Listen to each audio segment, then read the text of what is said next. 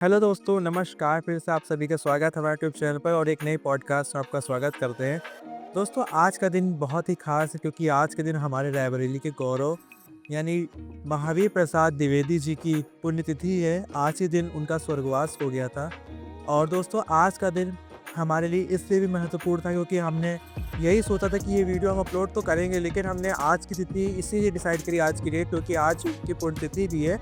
तो इस उपलक्ष्य पे हमारे साथ आ चुके हैं गौरव अवस्थी जी, जो कि पत्रकार रह चुके हैं और वो हमको बताएँगे आचार्य महावीर प्रसाद द्विवेदी जी के बारे में, जो कि हमारे रायबरेली का गौरव है। और आज हम हिंदी में जो कुछ भी करते हैं, तो सबसे पहले अगर दिमाग में किसी ख़्याल आता है तो उन्हीं ख़्याल आता है। तो सर से हम जानते हैं।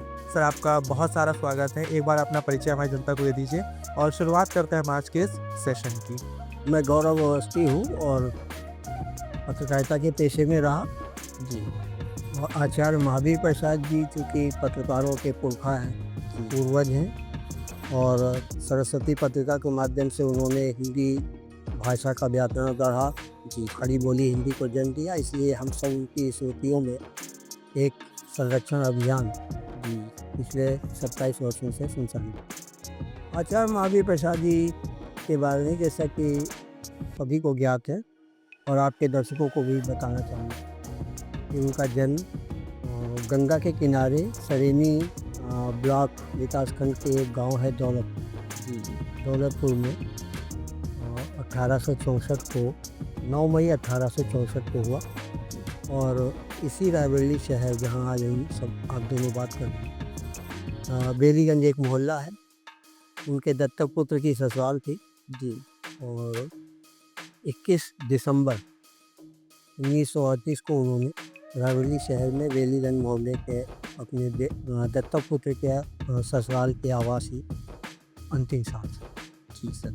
आचार्य महावीर प्रसाद जी की प्रारंभिक जो यात्रा है वो जीआई रेलवे से शुरू होती है।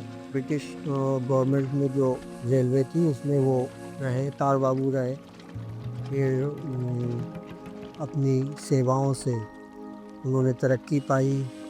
हरदा, होशंगाबाद, झांसी, जी, बम्बई, इस तरह तमाम जगहों पे रहते हुए उन्होंने रेलवे में अपनी सेवाएं दी। और होशंगाबाद में उनको पिंगल शास्त्र का ज्ञान कराया गया कि अपने गुरु का वो नाम लेते हैं, वो नाम हम इसमें बोल रहे हैं। और फिर उन्होंने कुछ किताबों की समीक्षाएं की, आलोचनात्मक अध्ययन किया और उसको प्रस्तुत किया। जी सर। और उसी में एक इंडियन प्रेस द्वारा प्रकाशित व्याकरण की किताब थी, बच्चों के लिए लिखी गई थी। और उस किताब की तमाम गलतियां उन्होंने इंगित करके इंडियन प्रेस को भेजी कि इसमें ये त्रुटियां हैं, उनको सुधारा जाना चाहिए। और यहीं से उनके सरस्वती के संपादन का रास्ता भी खुला। उन्होंने वो समयबद्धता, अनुशासन, अध्ययन, एक पत्रकार को समयबद्ध होना चाहिए। 20 वर्ष उन्होंने सरस्वती मासिक पत्रिका का संपादन किया, लेकिन कोई भी अंक विलंब से प्रकाशित नहीं हुआ। ये वो उसके खिलाफ थे। उस समय तत्कालीन जो तमाम पत्रिकाएं थीं वो विलंब से प्रकाशित होती थीं, उनके संयुक्त अंक आ जाते थे, तो उनको ये पसंद नहीं आता था। जो समय पे प्रकाशन तिथि है तो इसके लिए वो 6 महीने का मैटर एडवांस लेके चलते थे, कब ये समय पर। और उस समय तो सरस्वती में हिंदी में लिखने वाले लेखकों की कमी थी। फारसी का ज़माना था, उर्दू का ज़माना था, तो तमाम उन्होंने छद्म नाम से खुद लेख लिखे और सरस्वती में प्रकाशित किए। कई नवोदित रचनाकारों को उन्होंने आकर्षित किया हिंदी में लिखने के लिए।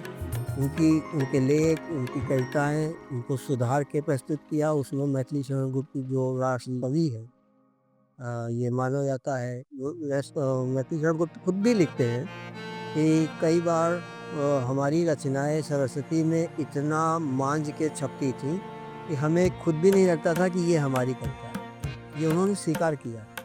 तो उनको राष्ट्रकवि बनाने में आचार्य महावीर प्रसाद जी का बहुत योगदान है। और जो साकेत उनकी एक खंड काव्य है, उसकी भी प्रेरणा आचार्य महावीर प्रसाद जी ने मैथिली साहित्य को दी थी। प्रेमचंद जी ने भी महान कथा सम्राट कहे जाते हैं ऋषि प्रेमचंद। ऋषि प्रेमचंद जी ने भी एक जगह आता है कि उनकी एक कहानी का वो अपनी कहानियाँ भेजते थे आचार्य महावीर प्रसाद जी को, और उसको भी वो दुरुस्त करते थे, एडिट करते थे जी। और पंच परमेश्वर एक बड़ी की चर्चित कहानी था। तो प्रेमचंद जी ने अपनी इस कहानी का शीर्षक पंचों में ईश्वर लिख के भेजा था उनके पास, और उन्होंने एडिट करके उसे पंच परमेश्वर कर दिया था। ये दस्तावेज काशी नाभी प्रचारणी सभा में जब उन्होंने अपने सारे संपादित लेख और किताबें काशी नाभी प्रचारणी सभा में, तो वहाँ पे वो आदमी सुरक्षित। मौलिक लेखन उनका कम रहा क्योंकि वो हिंदी भाषा एक खड़ी बोली, जो हमारे यहाँ ऐसे भी कहावत है कि कोस कोस में पानी बदले 3 कोस में बाली। तो हमारी भाषा बोलियों में बटी थी हिंदी का कोई एक रूप नहीं। तो आचार्य महावीर प्रसाद जी ने जो सबसे बड़ा काम किया, जिसके लिए उनको जाना जाता है मुख्य रूप से, वो है खड़ी बोली हिंदी का निर्माण। उस समय जब उन्होंने सरस्वती का संपादन संभाला, खुद भी उन्होंने परिभाषा में कविताएं लिखी है प्रारंभिक दौर में 85 के आसपास, 1885, तब वो रेलवे में सेवा थे। तो अधिकांश कवि वो ब्रज भाषा में ही कविताएं लिखते थे। उन्होंने उनको खड़ी बोली का निर्माण, हिंदी खड़ी बोली का जो समरूप, आज हम जो भाषा यहाँ बोल रहे हैं वही वो मैथिली पटना में बोली जा रही है, वही राजस्थान में बोली जा रही है। तो यहाँ पर अवधी, ब्रजभाषा, मैथिली, भोजपुरी ये बटी हुई जो बोलियों की भाषा थी, उसको एक रूप प्रदान की जी, हिंदी खड़ी बोली। और ये जो हम आप इस भाषा में आज बात कर रहे हैं, ये आचार्य महावीर प्रसाद द्विवेदी जी की बनाई है, और इसमें रायबरेली की मालती का यही योगदान। तो दोस्तों, ये आपने जाना गौरव अवस्थी जी से आचार्य महावीर प्रसाद द्विवेदी जी के बारे में। अब हम आपसे लेते हैं विदा, मिलेंगे नेक्स्ट पॉडकास्ट में। तब तक के लिए आप हमें विदा और देखते हैं हमारे चैनल। नमस्कार।